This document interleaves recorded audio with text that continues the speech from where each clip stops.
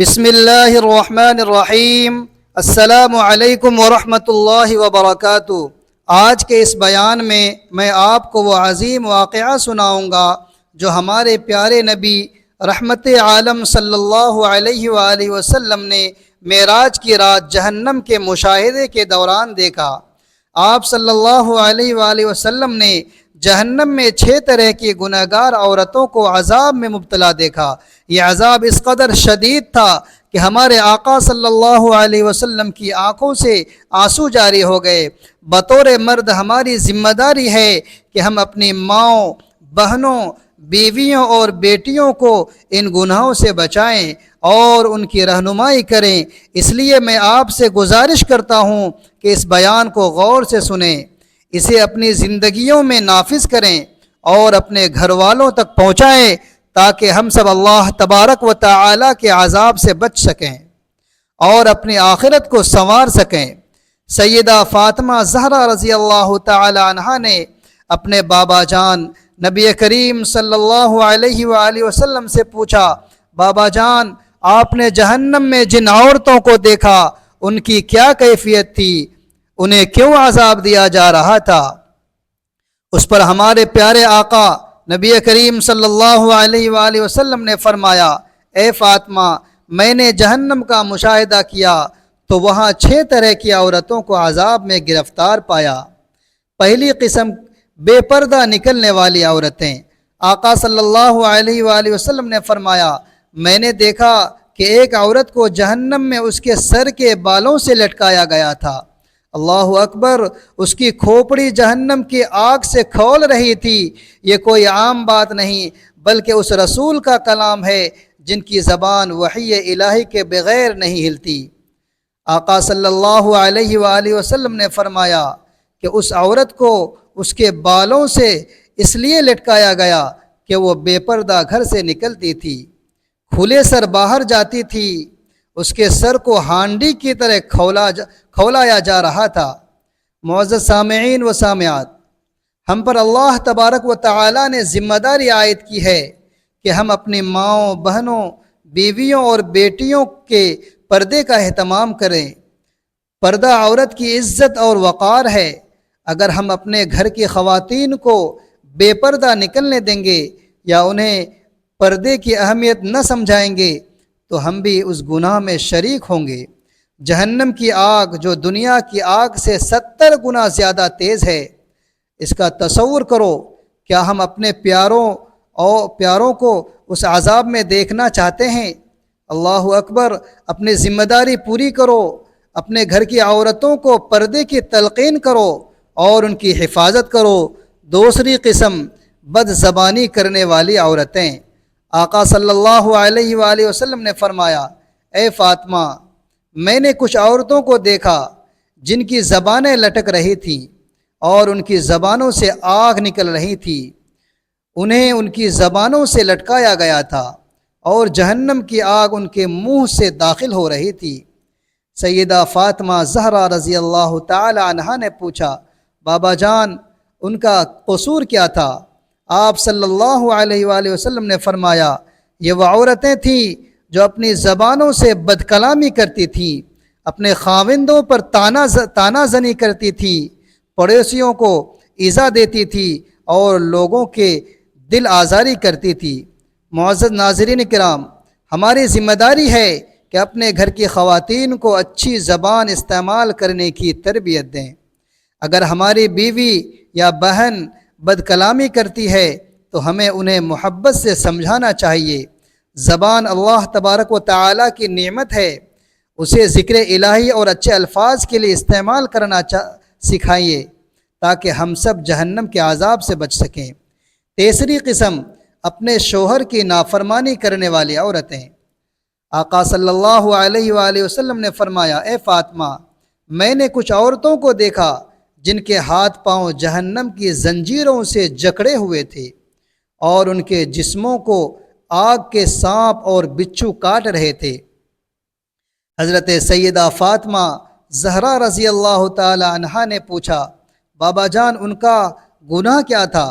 آپ صلی اللہ علیہ وآلہ وسلم نے فرمایا، یہ وہ عورتیں تھیں جو اپنے خاوندوں یعنی شوہر کی نافرمانی کرتی تھی، ان کے جائز حقوق ادا نہیں کرتی تھی اور ان کے احکام کی خلاف ورزی کرتی تھی۔ خاوند ہونے کے ناطے ہمیں اپنی بیویوں کے ساتھ حسن سلوک کرنا چاہیے، انہیں محبت، عزت اور تحفظ دینا ہماری ذمہ داری ہے۔ اگر ہم ان کے ساتھ سختی کریں گے یا ان کے حقوق ادا نہیں کریں گے تو وہ نافرمانی کی طرف مائل ہو سکتی ہے۔ ہمیں اپنے بیویوں کو نبی کریم صلی اللہ علیہ وآلہ وسلم کے اسوہ حسنہ کے مطابق رہنمائی کرنی چاہیے تاکہ ہمارا گھر جنت کا نمونہ بنے۔ چوتھی قسم زنا کرنے والی عورتیں۔ آقا صلی اللہ علیہ وآلہ وسلم نے فرمایا، اے فاطمہ، میں نے کچھ عورتوں کو دیکھا جو جہنم کے گڑھوں میں ڈوبی ہوئی تھیں اور ان کے جسموں سے بدبو اٹھ رہی تھی۔ اللہ اکبر! آگ ان کے جسموں کو جلا رہی تھی اور وہ درد سے چیخ رہی تھی۔ حضرت سیدہ فاطمہ زہرا رضی اللہ تعالی عنہا نے پوچھا، بابا جان ان کا قصور کیا تھا؟ آپ صلی اللہ علیہ وآلہ وسلم نے فرمایا، یہ وہ عورتیں تھیں جو زنا کے گناہ میں مبتلا تھیں، اپنی عزت کو پامال کیا اور اللہ کے حدود کو توڑا۔ اے بھائیو، عورت کی عزت ہماری ذمہ داری ہے۔ ہمیں اپنی بہنوں، بیٹیوں اور بیویوں کی پاک دامنی کی حفاظت کرنی چاہیے۔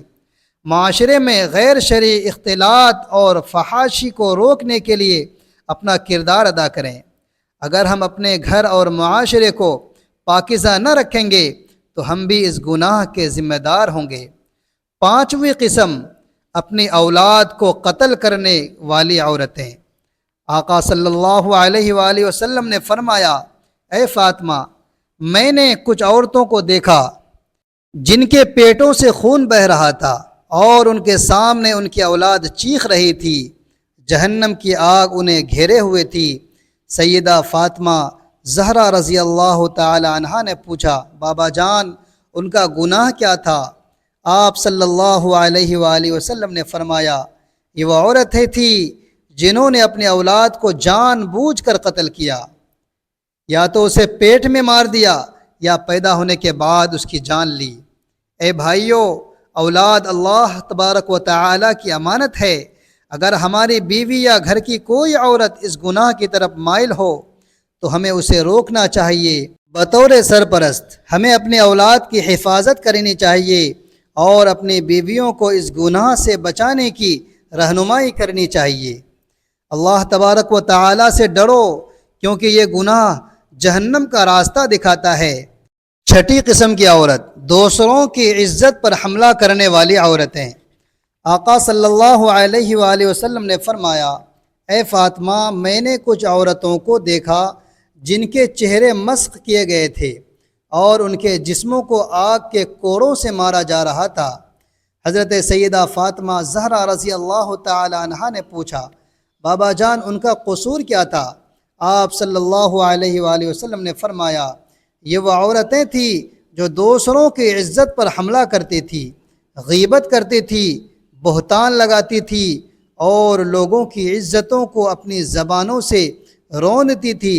اے بھائیو، ہمارا فرض ہے کہ اپنے گھر میں ایسی فضا قائم کریں جہاں غیبت اور بہتان کی کوئی گنجائش نہ ہو۔